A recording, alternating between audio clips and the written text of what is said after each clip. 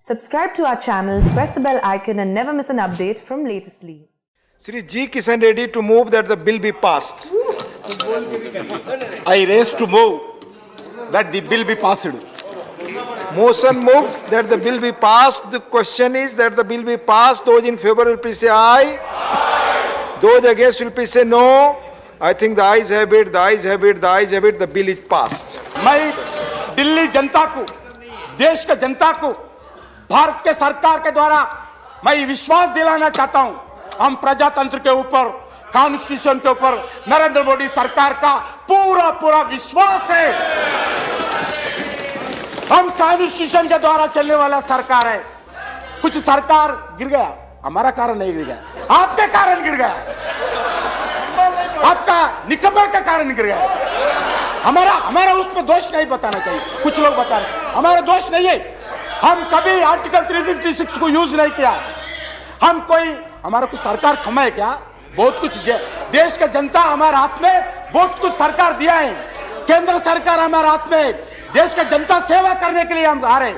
दिल्ली सरकार को कोई हम प्रॉब्लम करने का नहीं आया, कोई समस्या लाने के लिए नहीं आया।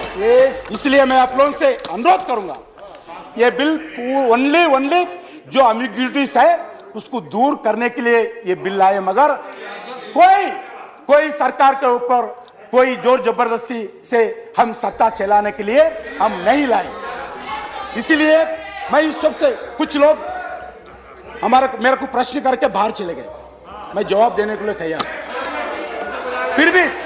फिर भी मैं आप लोगों से अनुरोध करता हूं, जो 1991 में जो बिल बनाया उसमें जो एम्बिग्युइटीज था उसके क्लियर करने के लिए, एम्बिग्युइटीज को दूर करने के लिए सुप्रीम कोर्ट जजमेंट में जो कहा है उसमें स्पिरिट लेते हुए ये अमेंडमेंट्स लाए हैं। इसलिए मैं आप लोगों से प्रार्थना करता हूं, आप लोग समर्थन करिए, यूनानिमसली समर्थन करिए। इसमें कोई राजनीतिक दृष्टिकोण नहीं है, सिर्फ टेक्निकल विषय पर ये बिल लाए हैं। आप लोगों से मैं प्रार्थना करता हूं। जय हिंद, जय Bharat.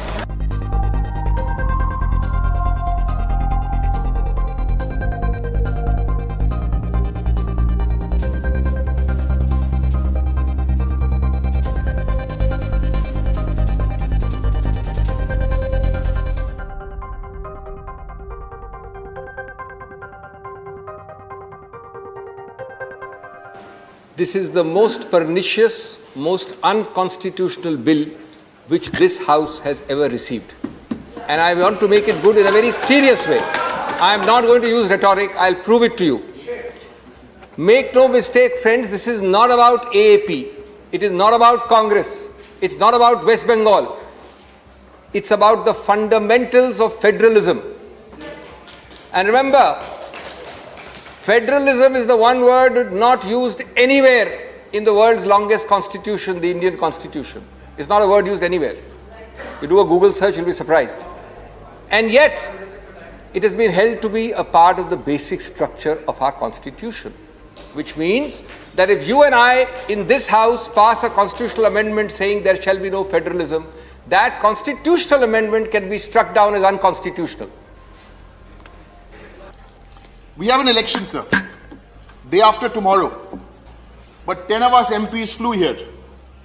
Out of the 12, I think 9 flew. Mamta Di said, go. Manifesto chodo. Come to protect the Constitution. One party has two gentlemen, and this is my interpretation. For them, this is number 2. One is the manifesto. They are in Bengal campaigning today. Go campaign. It's their democratic right. It's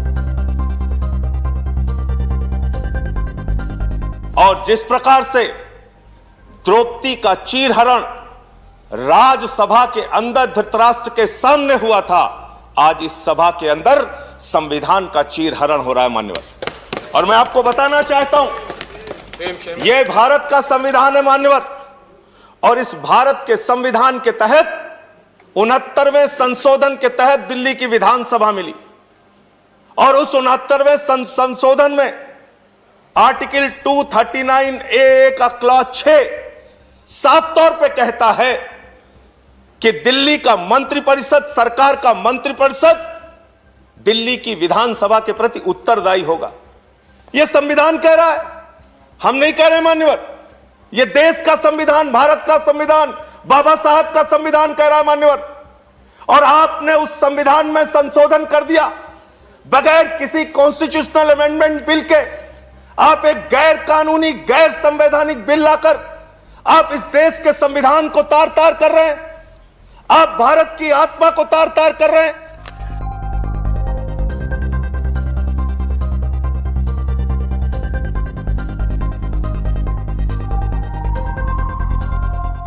This move by the government of India not just negates cooperative federalism.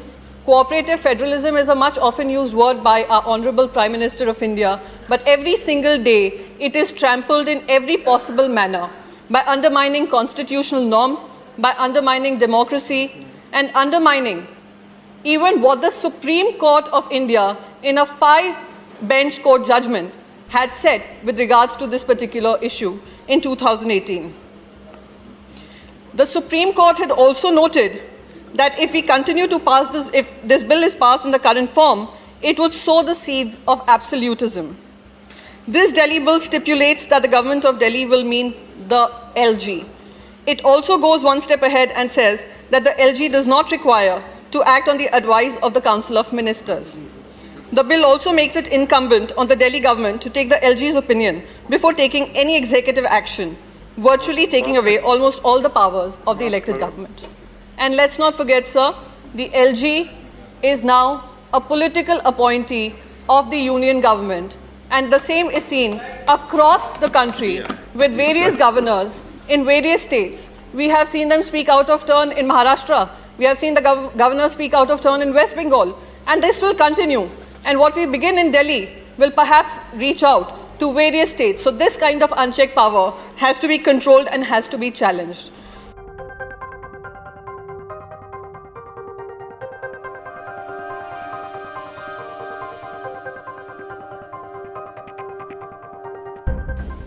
अरे साहब, जनता ने EVM में vote डाला, एक सरकार चुनी।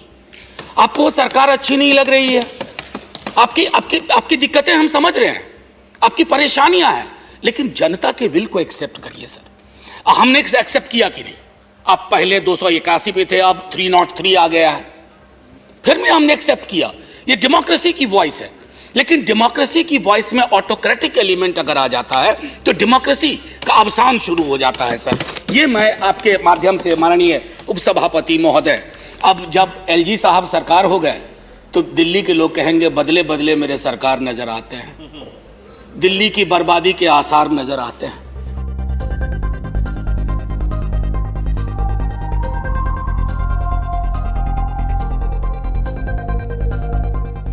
हम मतलब हमारी भारतीय जनता पार्टी वो खिलाड़ियों में से नहीं है जो हारने लगे तो अंपायर को दोषी ठहराएं। I take full responsibility. He asked कि we should have a free and fair elections. और हमने भारतीय जनता पार्टी के एक राष्ट्रीय अध्यक्ष के रूप में जिम्मेवारी के साथ ये कह सकता हूं कि हमने कभी भी इलेक्शन कमीशन के डिसीजन को क्वेश्चन नहीं किया है। इसलिए कोई आवाज नहीं आ रही, कोई चीज आपकी तरफ नहीं जा रही है, मानिए ना भैया। इसलिए अब आप प्लीज एक मिनट, इसलिए हमने हमेशा उसकी क्रेडिबिलिटी को माना है। हम उनमें से नहीं हैं कि जब हार जाएं तो ईवीएम को दोषी ठहराएं और जब जीत जाएं तो हम शहंशाह हैं। और आज जो इनको डर लग रहा है, coming events cast their shadows before, तो जो कमिंग इवेंट्स हैं that is going to cast the